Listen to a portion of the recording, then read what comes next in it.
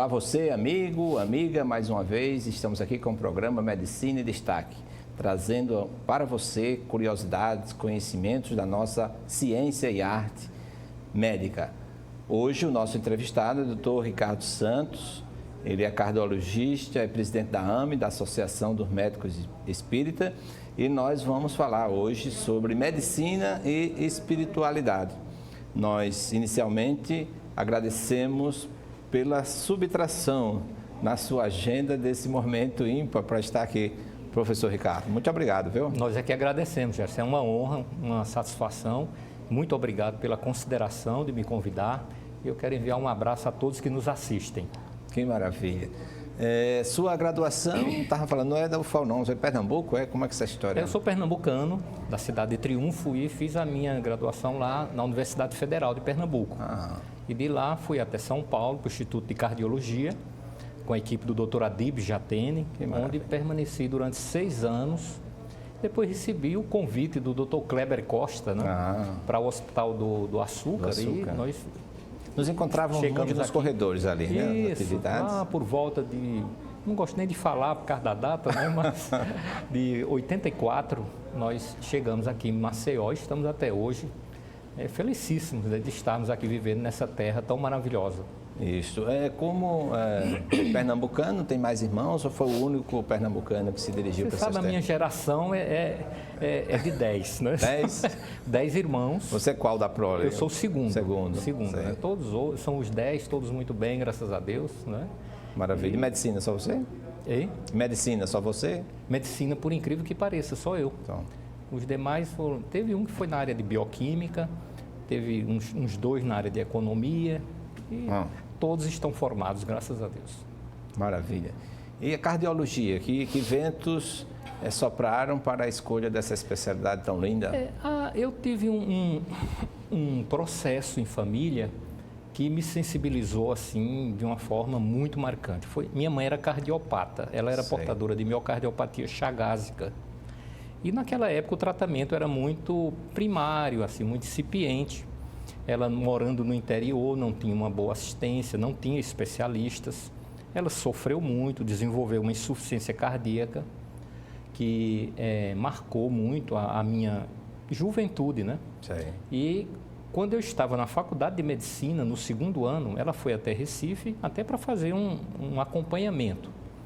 E ela teve morte súbita, passeando nas ruas de Recife.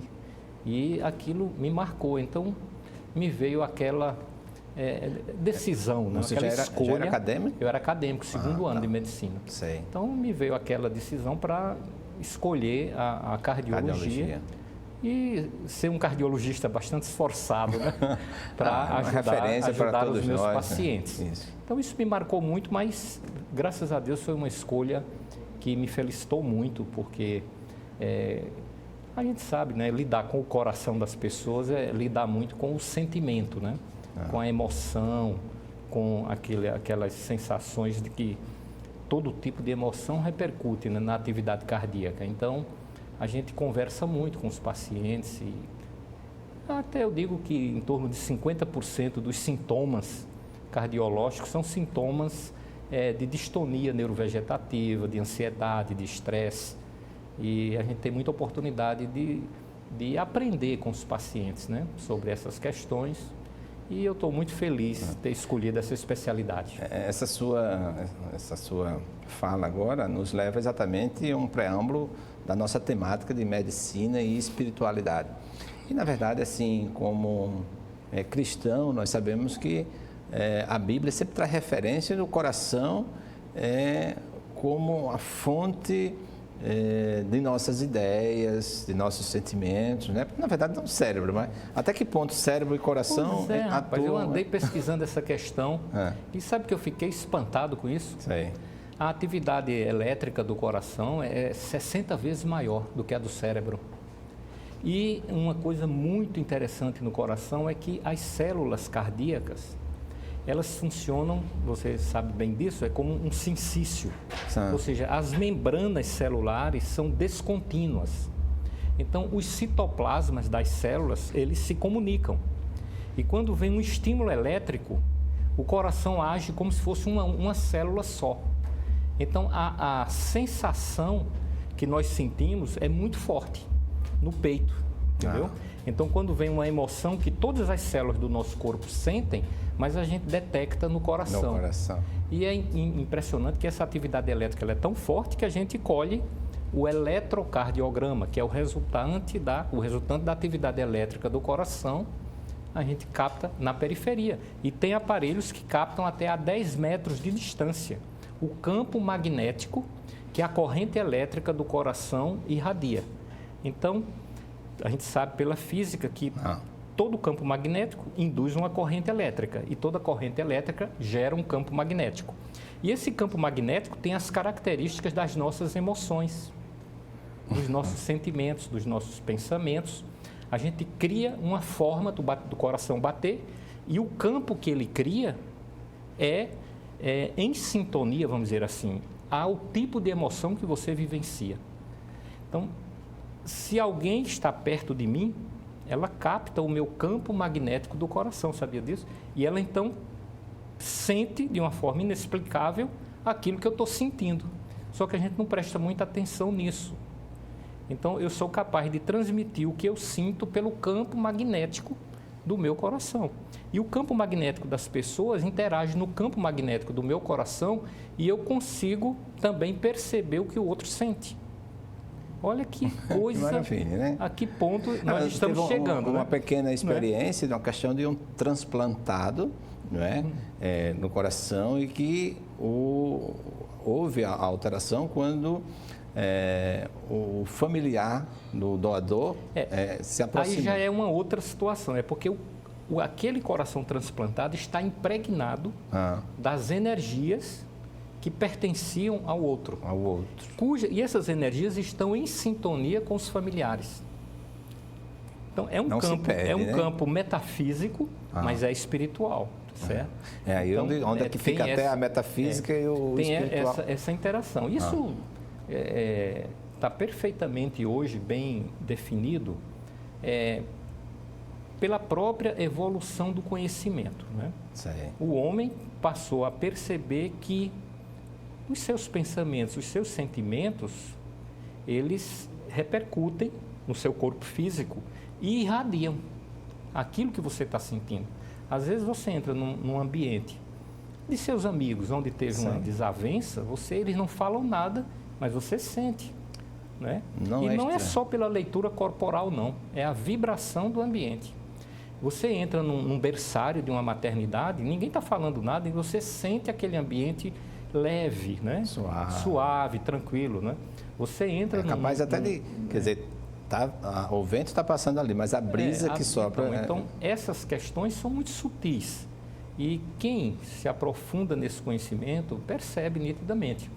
Mas, assim, falando dessa relação de sentimento com corpo físico, a humanidade ela vem se esclarecendo ao longo do tempo, né? O homem já, pela própria experiência de vida, ele percebe que quando ele tem uma emoção que a gente chama negativa, ele passa mal, né? Ele tem gastrite, ele tem dor de cabeça, sobe a pressão, os batimentos cardíacos se alteram e ele sabe que quando ele está feliz, em harmonia, né, com bons pensamentos e sentimentos, ele se sente muito mais calmo, mais tranquilo, ele dorme melhor, né? Então, a medicina também acompanhou esse progresso, a psicossomática, né? Isso. Exatamente. Tem uma pergunta aí de um aluno, Gabriel Lessa, vou pedir para o Josiel colocar, e ele faz exatamente um questionamento sobre essa síndrome do coração partido, mais ou menos isso.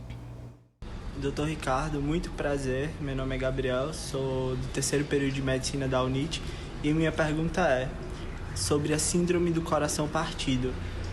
Como é que o espiritismo vê os relacionamentos e como é que a tristeza pode afetar a nossa saúde cardiovascular? Eu não entendi bem, mas assim... Como que a tristeza pode afetar a saúde cardiovascular? Os sentimentos e os pensamentos... Antes a gente precisa perceber que qualquer pessoa, ela pode perceber nitidamente que ela é multidimensional. Por exemplo, se você tem um sentimento de mágoa, você vai criar pensamentos de mágoa. é o sentimento que cria os pensamentos, e os pensamentos desaguam no corpo, começando pelo sistema nervoso central, depois sistema endócrino, imunológico, e atinge todas as células e modifica a bioquímica do corpo, né? Então, esse conjunto todo do sentimento com os pensamentos e as alterações físicas, as sensações, a gente dá o nome de emoção, né? Então, emoções de ordem, vamos chamar, negativa, criam sensações desagradáveis. E emoções, sentimentos de natureza positiva, né, vinculados ao amor, à generosidade, à fraternidade, elas criam sensações agradáveis, então emoções positivas. As emoções negativas, se persistem por um longo tempo, acabam desarticulando o funcionamento celular de todos os nossos órgãos, principalmente sistema nervoso, endócrino e imunológico. Então, isso com o tempo leva a lesões que começam com distonias e depois alterações anatômicas. Então, no caso do coração, essa síndrome do coração partido está vinculado a sentimentos, a emoções de natureza negativa. Estresse, depressão, medo. E isso tudo vai dando aquelas descargas que vão sendo respondidas pelo nosso sistema nervoso autônomo, as células gerando aqueles neurotransmissores, aquelas substâncias químicas, como adrenalina, noradrenalina, cortisol e tantas outras. E no caso dessa síndrome, as substâncias vasoconstrictoras, né? E aquelas que estimulam de forma intensa o coração e acabam gerando espasmos nas nossas artérias, podendo causar angina, arritmias e até o infarto e até a morte, né? Então, tem tudo a ver. Tem tudo a ver. Quando, diz assim, alguns mestres lá na neurologia, todo esse contato nosso agora, à noite ele passa para a memória definitiva nossa. Imaginemos que aqui eu cometo um mal a você e isso não estava na minha vontade, no meu interesse, eu não tinha, mas isso aí à noite, durante essa passagem, há um estalo quando lembra desse momento e até a pessoa pode acordar com ataque cardíaco. Porque ele pode reviver aquela situação que gerou aquele tipo de sentimento e emoções. Então ele revive e ele reproduz. Então isso é como o caso de você reter a mágoa, ou você não perdoar alguém, né? Ou você ter uma raiva ou um ódio que você vive alimentando. A gente vê que pessoas às vezes vão contar sobre o fato que gerou o ódio e elas entram como se fosse uma espécie de um transe, revivem como se estivesse vivenciando. Então aquilo ali é extremamente danoso para a nossa saúde. Como eu estava dizendo, a medicina estudou isso muito bem na psicossomática. Isso. E atualmente está estudando na epigenética, que é a mais recente, vamos dizer assim, campo de pesquisa dentro da genética, que estuda a expressividade genética, né? Então, as nossas células respondem ao meio ambiente, né?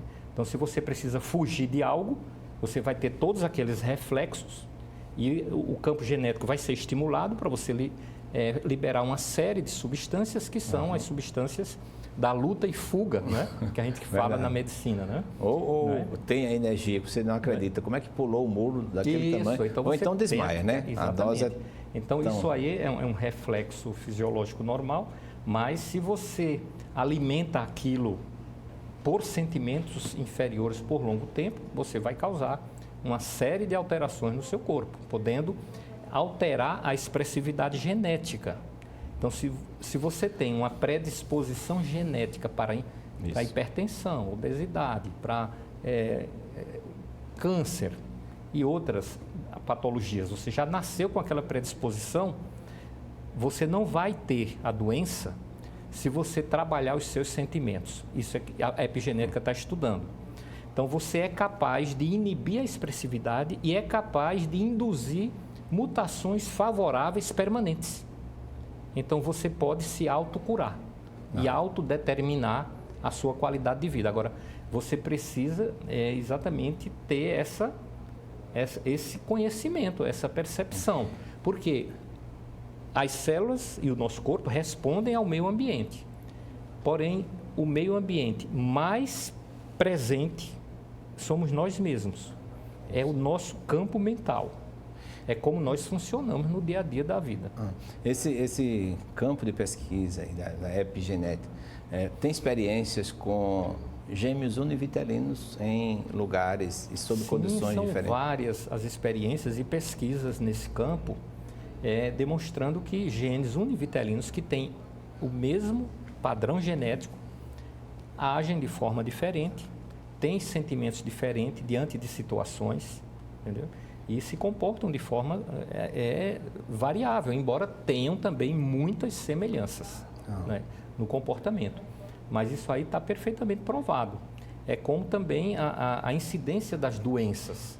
Por exemplo, o diabetes. Você tem o diabetes leve, moderado, severo, com complicações, sem complicações.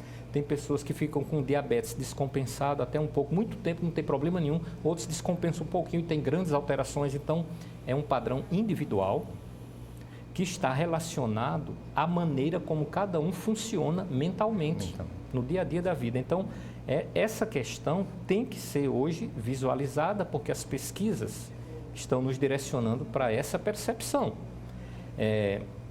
Eu sei que todos já devem ter ouvido falar que esse campo de pesquisas hoje é um dos mais alvissareiros no mundo. Quais os centros assim? Mais de 80 mil verbetes em cada indexador. Nossa. De pesquisas na área de espiritualidade, medicina, saúde e medicina, meditação, oração, prece, porque foi provado já que as práticas de espiritualidade e de religiosidade onde entra agora o campo da são religiosidade. Fatores preditivos de saúde e cura.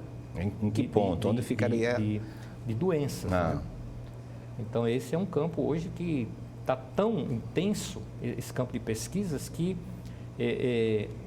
quase 100% das universidades norte-americanas e do primeiro mundo já tem a disciplina Saúde e Espiritualidade.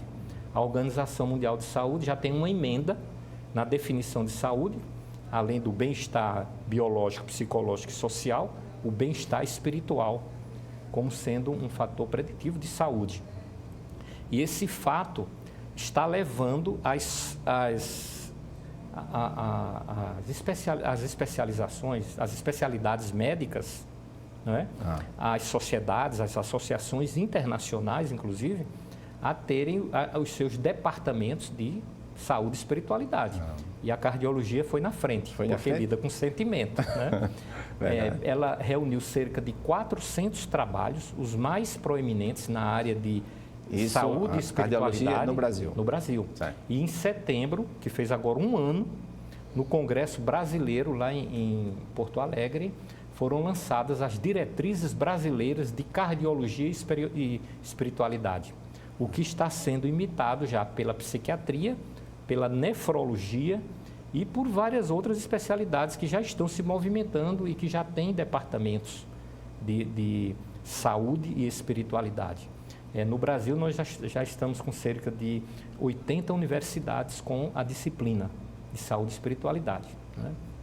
Então, isso são notícias assim muito alvissareiras, porque é uma confirmação do que as religiões sempre disseram, né? É uma confirmação do que o pensamento filosófico também sempre colocou, principalmente por Hipócrates, por Pitágoras, Sócrates, Platão, que eram espiritualistas e também reencarnacionistas, que é um outro capítulo. E agora a ciência está ratificando. Né? E, inclusive, estão surgindo as religiões científicas, como é o caso da doutrina espírita, e que a doutrina espírita ela é um tríplice aspecto. É um aspecto científico, um aspecto religioso e um aspecto filosófico, aliás, e um aspecto moral, ético. E o que é que todos esses campos, a que conclusão chegaram? Tanto o religioso, quanto o filosófico e agora o científico, com todas essas pesquisas, chegaram à conclusão que sentimentos em sintonia com o amor são fatores preditivos, né, e são fatores de cura, de tratamento e prevenção de doenças. E isso coloca a religião em contato com a ciência, porque era o que o Cristo, por exemplo, sempre falou. Seja manso e pacífico, seja misericordioso, seja humilde, que tudo mais vos será dado, inclusive a saúde, né? A gente pressupõe isso aí. Esses pré-requisitos, então, na verdade, Cristo ele vem ratificar aquilo que já está lá no Antigo Testamento, ele não vem instituir lei, mas então assim não, como... não é possível você desvincular hoje, né? Você chegar a um paciente hipertenso e você dá um comprimido para baixar a pressão. Mas como é que está a vida mental e como é que está a vida sentimental? Que tipos de pensamentos ele trabalha no dia a dia da vida dele e que sentimentos ele trabalha para a pressão baixar? Aí não vai baixar com remédio. Quais seriam uma identidade de um médico com um perfil espiritual, um médico cristão, assim? Que perfil teria hoje? Primeiro ele tem nesse mundo de estresse, diante das pandemias? Ele tem que conhecer as pesquisas. Aliás, é uma obrigação moral de todo médico estar atualizado.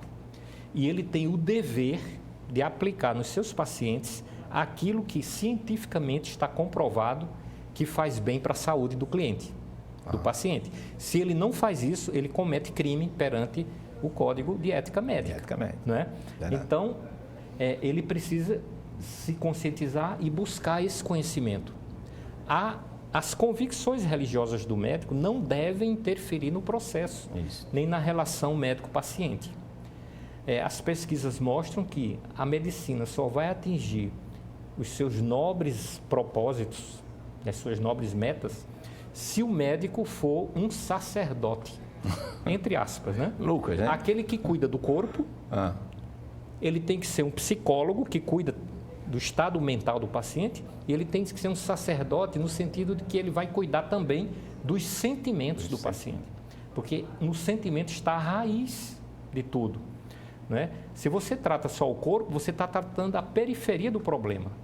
Se você trata só a parte psíquica, você vai tentando arrumar os pensamentos, você não vai produzir no paciente uma transformação moral. E a transformação moral das pessoas tem sido, ao longo de todas as épocas, um papel que é dado às religiões. Você só deixa de ser raivoso, agressivo, violento ou antiético se você acreditar em algo. Se você achar que a vida tem sentido, que você não é um corpo, que você transcende ao corpo, que você é um ser espiritual, né? Se você não tem essa percepção, você não tem por que mudar seus sentimentos. E você vai querer ganhar o mundo de qualquer jeito, né? Como a gente vê, infelizmente, na nossa sociedade. Então, o médico, esclarecido cientificamente dessas verdades, ele vai conversar com o paciente sobre isso, né? Então, nessa abordagem multidimensional, ele consegue atingir o objetivo de acalmar, de consolar, de acolher, de tratar, e o remédio vai fazer efeito. Né? Isso torna-se difícil em virtude da grande demanda de paciente, poucos médicos, no atendimento pelo SUS. Quanto tempo dura uma consulta? Isso é realmente uma dificuldade enorme. O médico precisa sobreviver, as despesas são muito grandes, né? As dificuldades são enormes, despesas de consultório, de funcionário, de eletricidade, de equipamentos caríssimos. Verdade. Mas você sabe que mesmo assim é possível, porque depende da vibração e do sentimento que o médico trabalha nessa relação quando ele está trabalhando, mesmo que ele tenha sobrecarga. Então, isso vai impregnar o paciente, isso vai conquistar o paciente, vai sensibilizar o paciente, mesmo que seja uma consulta de 8 minutos, de 10 minutos, né? Ele pode manter esse nível de relacionamento. Né? Tem até uma experiência com o Ricardo César, meu colega de turma, que era do Hospital do Coração, ele contando, foi operar um padre. Aí disse, o padre disse, tome conta de mim. Ele disse, pela paz que o senhor transmitiu aqui, não tem cirurgia que não dê certo. Porque eu já estou sentindo, quer dizer, independente, você já consegue perceber. Imagine quando os cirurgiões aprenderem a orar no centro cirúrgico. No centro cirúrgico, verdade. A criarem um ambiente vibratório favorável para terem boas intuições, né? Boas orientações que chegam do plano espiritual no seu trabalho. Então, isso facilita muito, né? Com certeza, pode ser, inclusive, pesquisado também com metodologia adequada no campo científico. Sobre metodologia, encontrei aqui há pouco o nosso Fernando Palmeira, que é repórter aqui da TV Bar, e ele fez é mais um ponto de vista a tempo que é uma indagação também, e queria sua opinião sobre. Vamos ver se...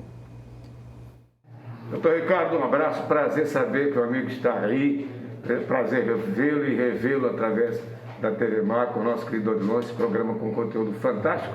E esse tema é por demais palpitante, porque vai nos ensejar aí, não o debate em si, mas a necessidade de esclarecimentos, a necessidade de fazer com que aquilo que é simbólico, lá desde o Velho Testamento até o Novo Testamento, que é mais palpável, é mais contemporâneo, é mostrar a religiosos, a seguidores das religiões e aos cientistas, seja de que área, seja da ciência, nós da área da comunicação temos essa responsabilidade. Nós também, advogados, juristas, também temos essa responsabilidade. Temos a importância da Bíblia no Velho Testamento. Para nós, vou repetir, juristas, por exemplo, o Decálogo. Se nós tivéssemos, na realidade, consciência da paz social, bastaria aqueles 10 mandamentos, 10 artigos, sem precisar de parágrafo, linha, etc. e tal, incisos, etc. Mas o que me deixa muito inquieto é ainda vermos algumas tradições religiosas não enganando o povo, mas se mantendo num conformismo apenas histórico. A metáfora está lá, as parábolas de Jesus, belas parábolas, mas é preciso que acabemos de uma vez por todas com essa guerra religião versus ciência, ou medicina, no caso aqui particularmente.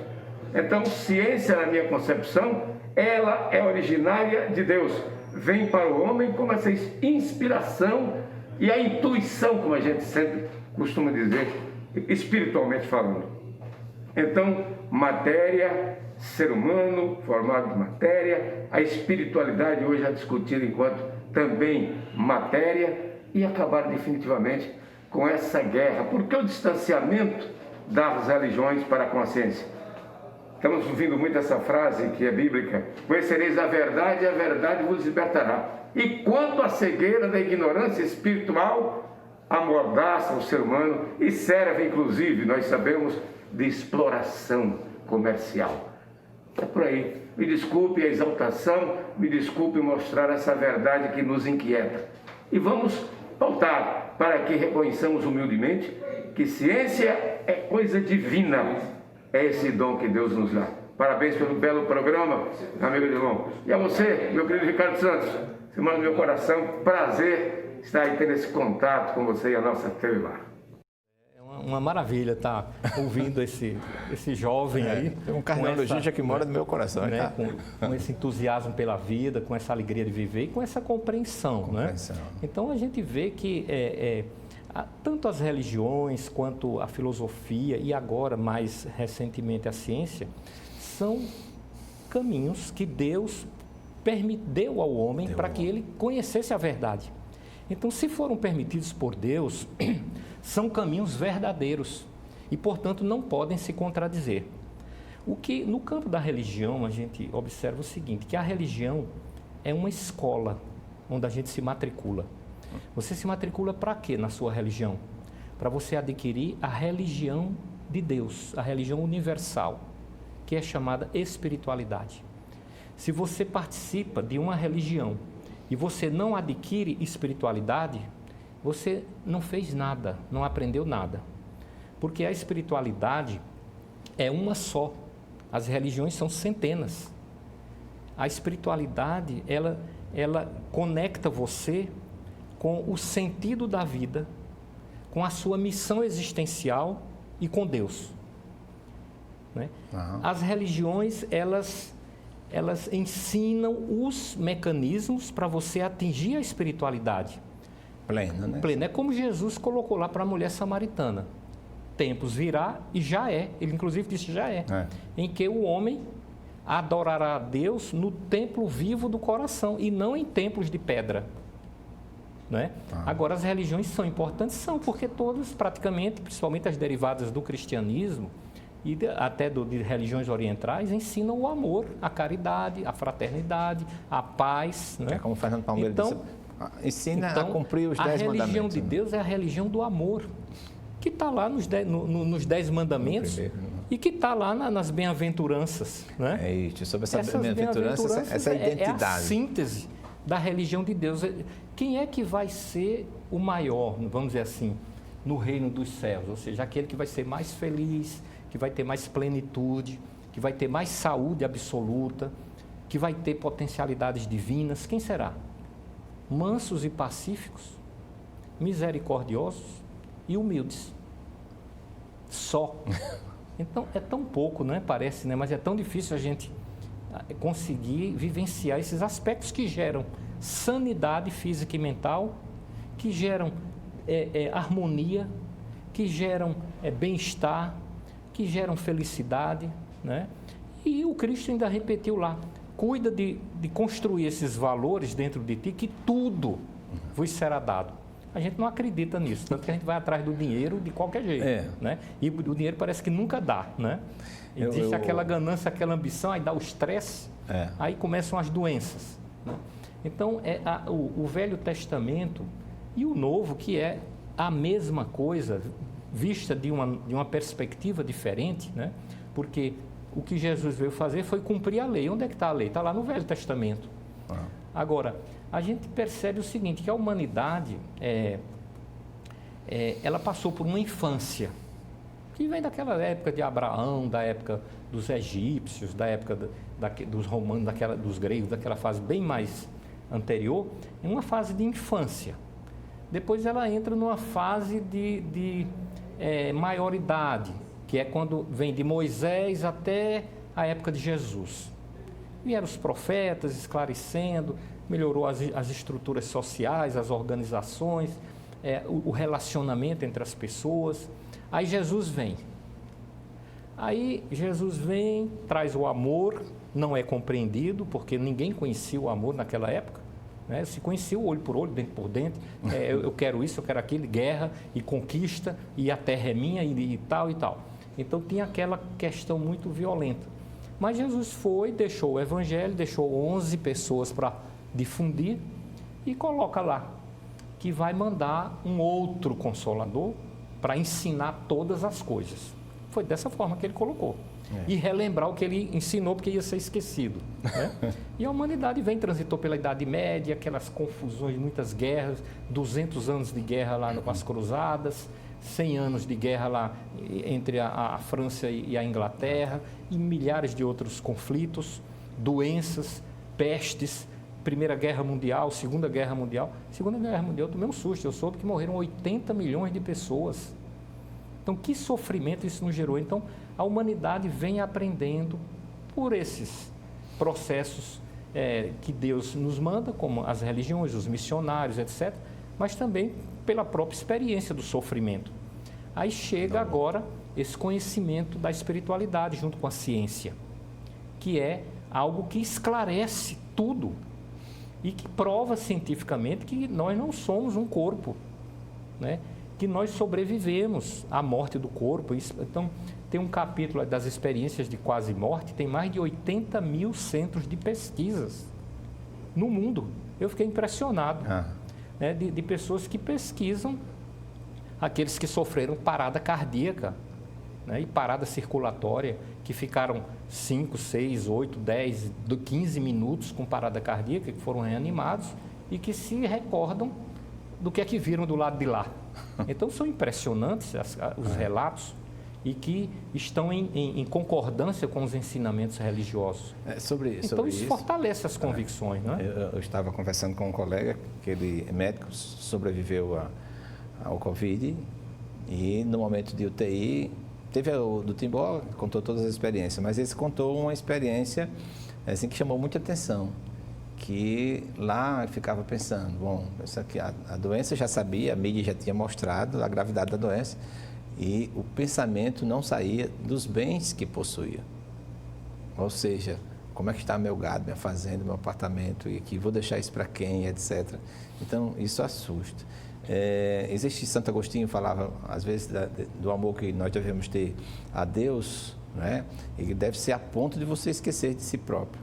E muitas vezes a gente ama mais a nós mesmos e esquecemos de Deus. Amamos tanto o que somos e o que temos que esquecemos de Deus. Então, nessa nuance, a gente precisa hoje aprender quais são os verdadeiros valores que nós devemos investir, né?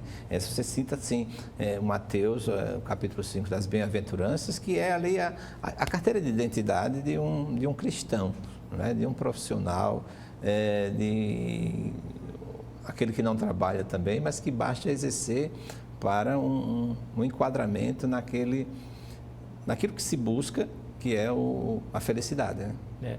Com certeza. Nos períodos de ignorância, o homem começa a ter ele tem várias atitudes inadequadas para a sua felicidade, porque ele é ignorante.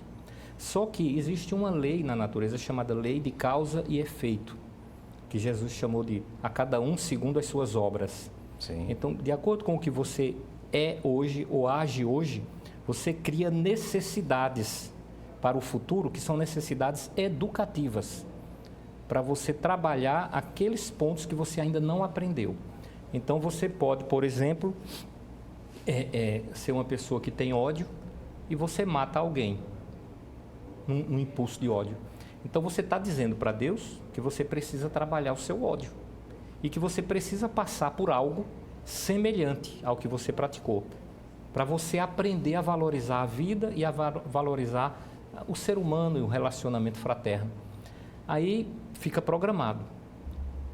Imagine que você cai em si, se arrepende, reconhece, se transforma, porque se você tem que se transformar, então aquela programação que estava para você, ela desaparece, porque não precisa mais, né? Então, a aflição, quer seja por uma doença, quer seja pelo remorso, quer seja pelo sentimento de culpa, seja ela qual for, ela tem um papel educativo, que é apodrecer o orgulho, a vaidade, o egoísmo, a agressividade, a violência. É fazer você meditar, é fazer você analisar o que realmente é importante para a sua vida. Né?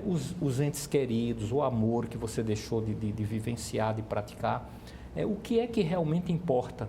Então você entra num processo de reflexão. Você busca a Deus, você busca a oração quando você está com uma doença grave, quando você está internado no hospital. Aliás, é o medicamento mais escolhido, mais usado, em 90% dos casos, é a oração. Por quê? Porque a aflição promove isso. Aí Jesus coloca lá, bem-aventurados os aflitos. Todos os aflitos aprendem, uns mais, outros menos. E alguns se rebelam contra a aflição e programam uma aflição pior. Mais adiante para poder... Isso é providência divina, não é castigo. Mais. Não é castigo. Tem um livro assim, Por que Sofremos, interessante. Mas assim, tem um vídeo aqui, talvez vai sair um pouquinho do contexto, eu pensei em inseri-lo, mas é do professor Renato Rezende, ele fez uma pergunta, e eu pediria para o Josiel colocar aí, falando sobre... Ricardo, bom dia, eu estou aqui conversando com o nosso amigo Gerson Odilon, e tomei conhecimento que você será entrevistado amanhã no programa dele, relativo à parte de espiritualidade. Então, eu sou um sujeito católico, apostólico, romano, já fui até seminarista marista, você tem uma ideia. Mas eu tenho pessoas muito próximas a mim, muito próximas mesmo, que têm contato com pessoas que fazem até, de certa forma, premonições. E eu lhe pergunto, você acredita em premonições? Eu não sou não tenho grande fé nisso aí, nas premonições, mas todas aquelas que já foram feitas através das pessoas que eu conheço, que fazem com certa determinada pessoa, os resultados quase que 100% têm sido satisfatórios. A premonição é um dom espiritual. Ele é conhecido com o nome de profetismo. Então, todos os profetas bíblicos, eles tinham o dom da premonição ou profetismo. profetizavam sobre acontecimentos futuros, como é o caso do nosso querido João, o evangelista, né? Que fez o Apocalipse todo, que é uma premonição ou um profetismo de fatos futuros. O que acontece, no entanto, é que esse tipo de situação é usado por muitos farsantes para tirar vantagens, para aparecerem na mídia, para ganharem notoriedade, e muitos deles ganham dinheiro com isso, né? Enganam as pessoas incautas e causam os maiores problemas, até desacreditando o dom, né? Mas é um dom que é permanente na humanidade, e ele é muito presente, por exemplo, nas mães que amam os seus filhos. Elas têm premonições frequentes sobre coisas que estão acontecendo ou que irão acontecer não vai com viajar os filhos. hoje, né? Exatamente. Existem inúmeros relatos dessas questões. Então, é uma realidade que precisa ser analisada com muito cuidado, com muito bom senso, né? E com muito critério, para você achar que vale a pena ou não aquilo ter uma credibilidade, né? Nós, há 10 anos, realizamos aqui o encontro de médicos católicos. E neste evento, nós montamos uma mesa redonda com um espírita, foi o Márcio. Eu tinha chamado você, eu não sei porquê. O Márcio, um ateu, um evangélico e um cristão e um padre, né? Para falar sobre... Foi uma turma boa. Né? Foi uma turma boa. Então, a importância da fé na relação médico-paciente. Existem pacientes que são agnósticos, que não acreditam, e outros que rezam dioturnamente, fazem as suas orações. A fé é uma construção. Quando você, de alguma forma, se insere, por exemplo, nos ensinamentos do Evangelho e você os vivencia, aí você sente o retorno de bênçãos. Então, nós precisamos aprender a perceber o bem-estar, a harmonia e a felicidade que fazer o bem nos promove. Se você presta atenção a isso, você tende a repetir aquele ato porque você se sentiu bem e você passa a ter convicção de que ele faz bem a você e ao outro. Então, a sua fé vai sendo construída dentro desse aspecto. Não é só uma crença religiosa, porque você leu, porque alguém falou. Tem que ser uma vivência íntima, e é uma vivência de espiritualidade, né? Nesse campo da religião. Então, como Jesus colocou, graças vos dou, ó Pai, porque revelastes estas coisas aos humildes. Aos humildes são aqueles que se despojam das suas convicções, adotam as do Cristo, vivenciam e começam a ter uma vida feliz, uma vida harmônica, né? Uma vida cheia de entusiasmo, de otimismo. Como alguém, numa passagem bíblica, tem duas, uma mulher elogia, felizes são os seios que te amamentaram, a sua mãe está aí feliz, né? Mais feliz ainda é aquele que faz a vontade do meu Pai. É essa sintonia. Quando você começa a fazer a vontade do meu Pai, a vontade do Pai, você começa a ter essa sintonia maravilhosa que Paulo na prisão teve também, então, né? A fé leva você a vivenciar as dificuldades da vida com uma postura, uma atitude muito mais positiva, muito mais favorável, que diminui até o sofrimento que aquela aflição é capaz de provocar. Como legista, eu posso dizer isso categoricamente. A família mais preparada espiritualmente vai ter na morte uma reação mais favorável, serena, mais sensata, né? Então, Jesus coloca lá, tende bom ânimo, né? Jesus coloca. E ele diz assim, no mundo tereis aflições, mas se vivenciar o que eu ensinei, vencereis o mundo. Está lá no Evangelho. Você quer mais? Em João. Né? Então, a gente precisa experimentar. E a nossa missão existencial é descobrir o amor e vivenciá-lo. Não é conquistar títulos, ter cargos, funções, recursos, dinheiro, posses, que é o que a gente se aplica, esquecendo do essencial, que é conquistar os valores. Os valores geram sanidade, saúde, felicidade, paz, harmonia, né? Consciência tranquila, né? E tudo isso está ratificado hoje pelas pesquisas, como falei, da medicina. A física quântica fala que nós somos o quê? Nós somos um corpo material, que é eletrônico, regidos por uma consciência que está fora. Que consciência é essa? É o espírito. É o que pensa, é o que decide, é o que escolhe, é o que tem vontade, é o que tem ideias, não é? Que cria pensamentos e que aciona o corpo. E esse acionar o corpo tem que ser acionado de forma saudável, e o caminho para essa saúde é o Evangelho. Não adianta você querer mudar. Como se vê no campo da espiritualidade o papel dos anjos? Aí já é uma questão de cunho, vamos dizer assim, teológico. Mas assim como a Terra como um todo, como um planeta, evolui, já foi um mundo primitivo, né? De homens das cavernas, hoje é um mundo vamos chamar de sofrimento, porque o sofrimento que está ajudando o homem consciente, racional, a perceber os equívocos, mas nós estamos caminhando para uma outra fase, que é a fase de regeneração. Então, o mundo nunca esteve num momento tão alvissareiro com relação às expectativas futuras como agora. Veja os avanços da própria medicina, em todas as especialidades, os avanços da cultura, da arte, né? Os avanços do pensamento fisiológico, esse encontro da medicina ou da ciência com as religiões, as construções tecnológicas que estão para chegar aí, que são coisas espantosas. Se a gente olha de 30 anos para cá, o mundo virou de cabeça para baixo, para melhor, para facilitar a vida do homem, para dar mais conforto, para melhorar o ambiente que a gente vive. Agora, estamos aí precisando evoluir nessa questão da espiritualidade. Então, as religiões têm um papel marcante nesse momento. Nas grandes pandemias, como foi o comportamento e como foi agora, por exemplo, no coronavírus. Né? Pois é. Como a ciência evoluiu e como o ser humano, o médico, né, eu digo os profissionais de saúde, agiram com um altruísmo, com um amor, com zelo, profissionais que eram capazes de passar 3, 4 meses sem ver a família, mas ali no seu posto. No seu posto. E que abalo nos nossos conceitos, né? Verdade. A questão do consumismo, a questão da vida simples, a questão da família, a questão do cuidado com o idoso, né? A questão da necessidade da fraternidade universal, a questão do encaminhamento dos recursos da humanidade, não para os assuntos bélicos, com trilhões, mas para a saúde, para a educação das pessoas, para a própria pesquisa científica. A necessidade se mostrou agora. Então, são providências divinas, as aflições.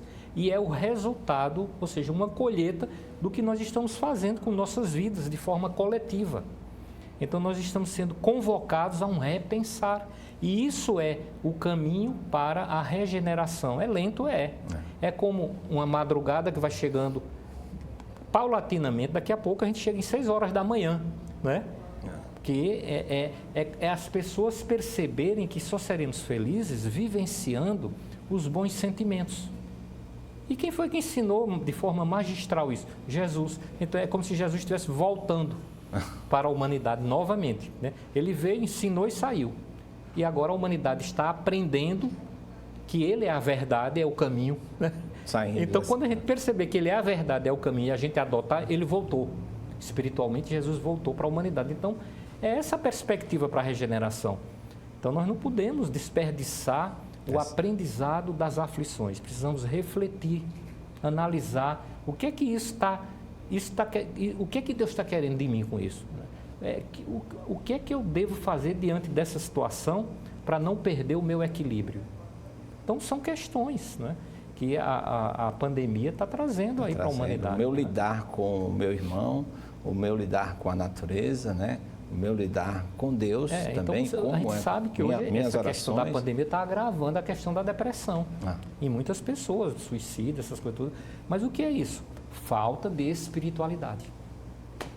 Maravilha. Professor Ricardo, eu acredito que nós vamos ter medicina e espiritualidade um programa 2, porque nosso programa agora... É inesgotável. É inesgotável, com certeza. Interessante é que ele tem tantas conexões com todas as religiões que você não consegue desvencilhar essas questões, entendeu? vai ser o assunto do momento, dos congressos. Eu lhe digo com toda a franqueza, no Congresso Brasileiro de Cardiologia é o departamento mais movimentado no Congresso. Maravilha. Os médicos são sensíveis a essas questões, graças a Deus. Graças a Deus.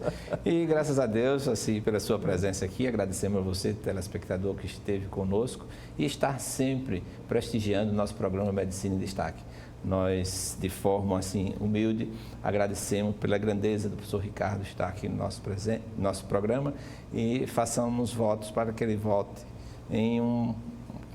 com a menor brevidade, um tempo bem curtinho, esteja aqui conosco, até porque nós precisamos conversar sobre a Semana do Médico, que começa agora no mês de outubro, e nós teríamos uns temas assim muito pontuais sobre esse comportamento do médico dentro da pandemia.